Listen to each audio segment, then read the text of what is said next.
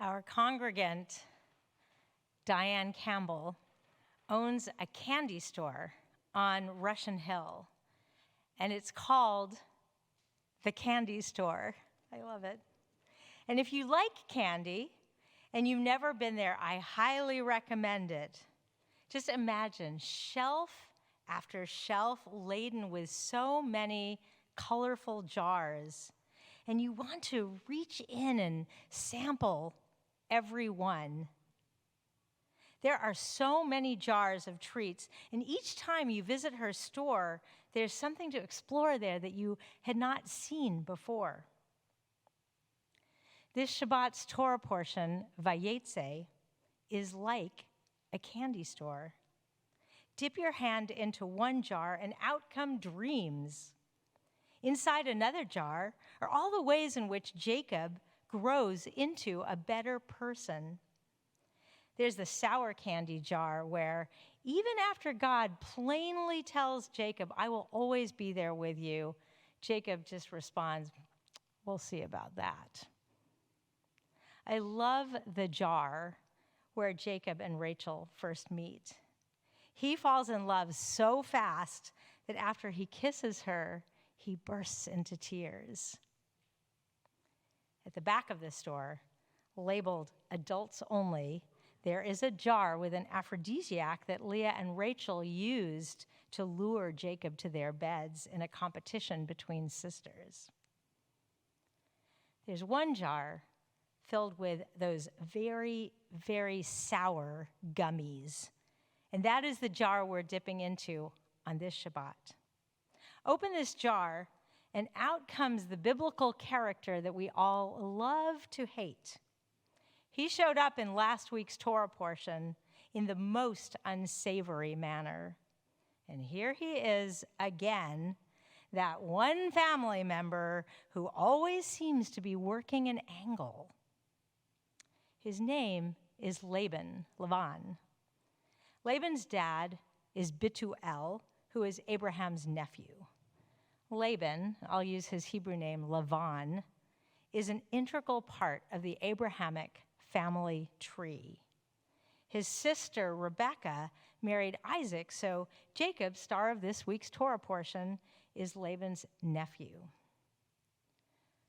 Lavan is a complex character because he's not purely evil. In fact, you could argue that pragmatically, he's looking out for his family's best interests.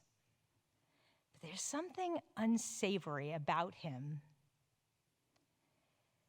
It started last week in Genesis chapter 24, after Rebekah had met Abraham's servant, who slipped some jewelry on her. The Torah tells us that the moment Lavan saw that jewelry, he calculated how to get his hands on the family wealth. The Torah phrasing suggests that Lavan is motivated not by concern for his sister, but rather by greed. This Shabbat in Vayetze, we meet Lavan again as Jacob goes looking for his uncle. Jacob wants to marry Lavan's daughter, Rachel. Lavan makes Jacob work 7 full years, and at the wedding pulls a fast one and marries Leah to Jacob instead of Rachel. And in order to marry Rachel, it will entail an extra 7 years working for Lavan. Lavan's character is bad. His greed motivates him to hurt others for his own gain. So why do we dip in to this jar?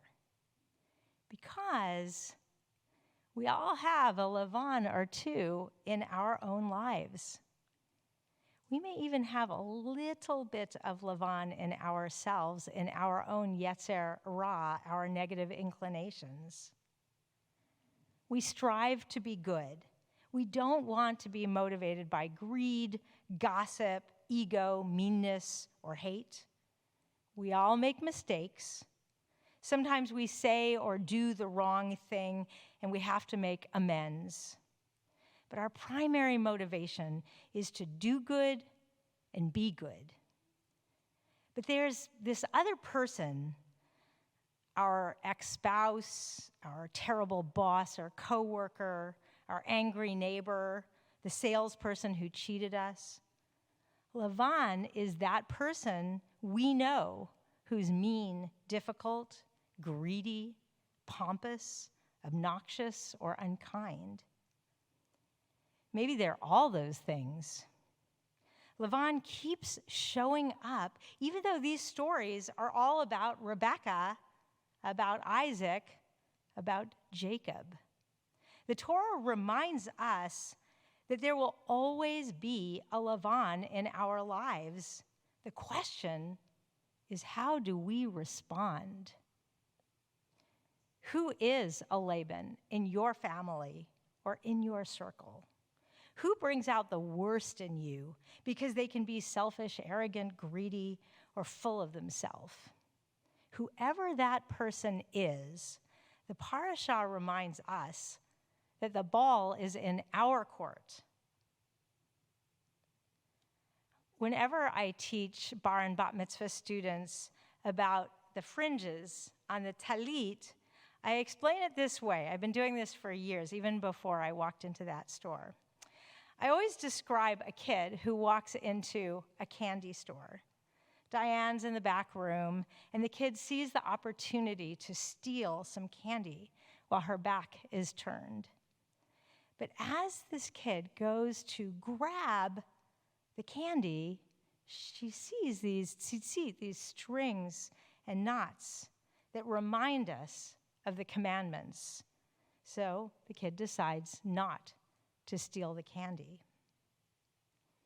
Most of us don't wear tzitzit every day, but these Torah stories remind us that we can't control the behavior of others, but we can always work on our own responses to other people's unholy behaviors. In the end, it's not the Lavans who will be remembered, but rather our own acts of loving kindness that we will do throughout our lives. And may they be many, and so sweet as to fill an entire candy store.